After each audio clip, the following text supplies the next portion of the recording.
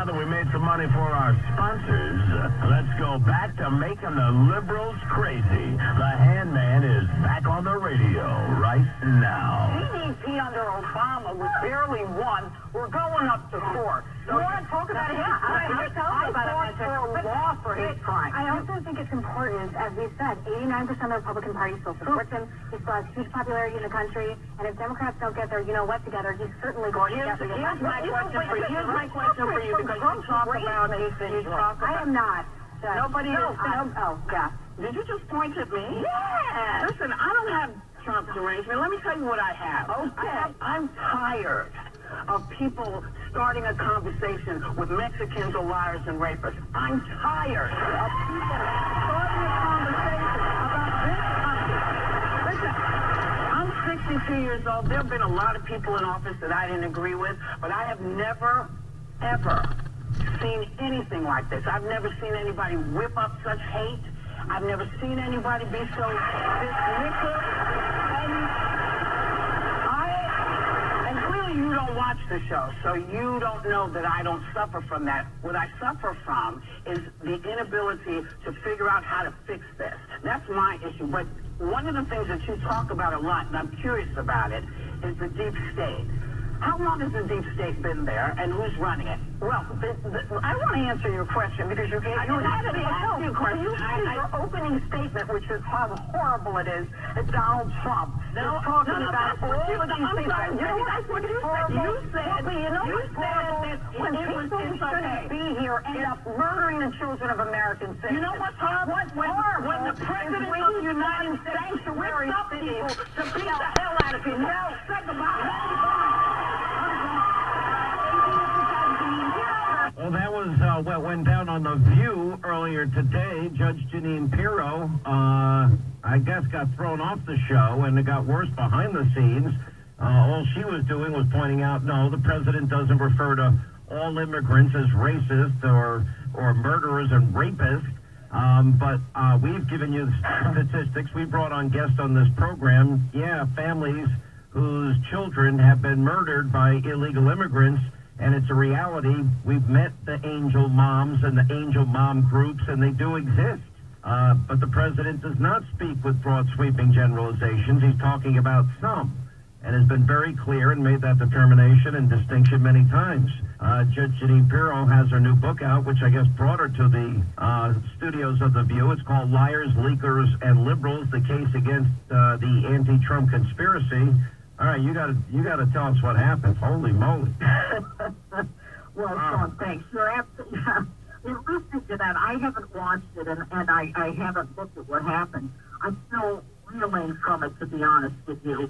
I went on thinking that we would have a discussion about the book. The truth is that it was an attack on Donald Trump and then on me.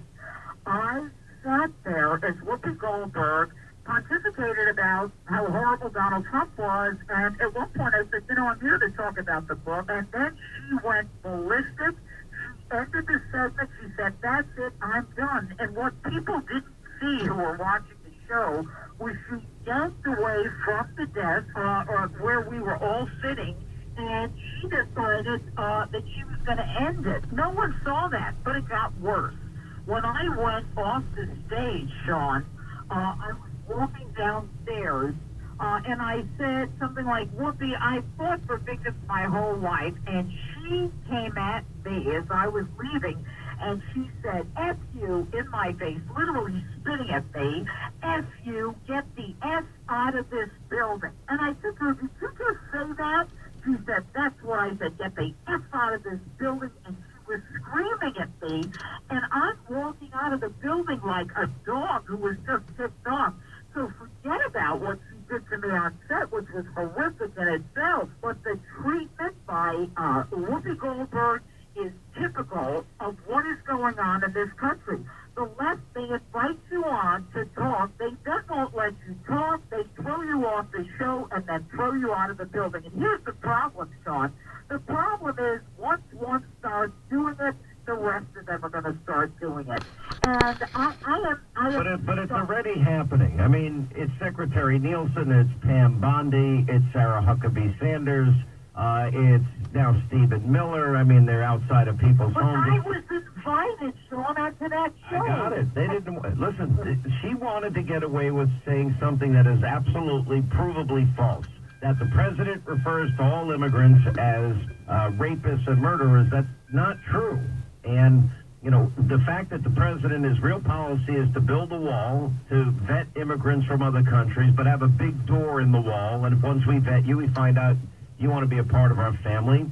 And it just is, it's much easier to go with the emotional talking points and the facts be damned. And one thing you have on your side is your keen intellect. You studied this as well as anybody I know.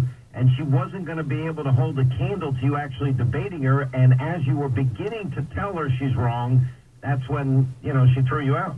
But Sean, throwing me out, and these people on the left, and I said in the first segment, Sean, and again, I have to look at it, I said, we need to start talking about this stuff. You know, we need to start, recognizing that it doesn't matter if it's Donald Trump or if it's a Democrat running. We've got to have a Department of Justice and an FBI that is not corrupt. And it was, I'll tell you, Sean, I've been a prosecutor, a judge in for 30 years. I've sat on murder trials. I can go toe-to-toe with anyone. I've tried murder cases. I've gone against drug cartels. I have never been treated like that in my life. I was stunned.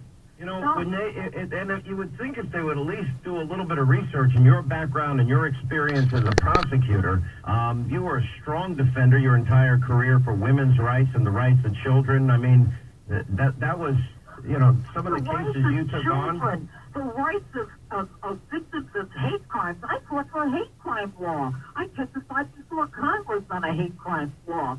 I testified for the silent victim of crime. I protected the illegals when they were victims of other illegals.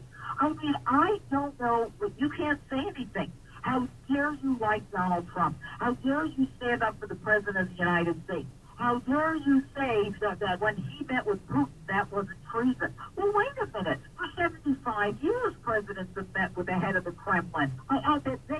They've lost their mind. And the way I was treated and thrown out at the end, first of all, it was a setup. They never said, by the way, we're going to have CNN co-host this, a contributor from CNN, Anna Navarro. And then it was just, the whole thing was stunning, Sean. And you know what? The right has got to learn that there is no way to calmly discuss this. These people are out for If you would have asked me ahead of time, I would have told you not to go on the show. You didn't ask me. And I had a similar experience, except at that time it was with Rosie O'Donnell, and it was a knockdown, drag-out, shouting fest. Barbara Walters could not shut either one of us up, and it just got, I just was not going to be shouted down by a lunatic.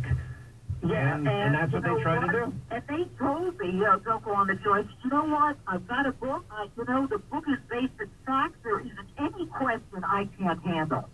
But I'll tell you what, you can't handle 5-on-1 and ending an interview and being cussed at as you walk out the door. It's not, in that case, they couldn't handle the fact that you did have arguments to the back of what they have a predetermined narrative, and it's very comfortable in that studio with a liberal audience of people that worship them and are going to clap at everything they say.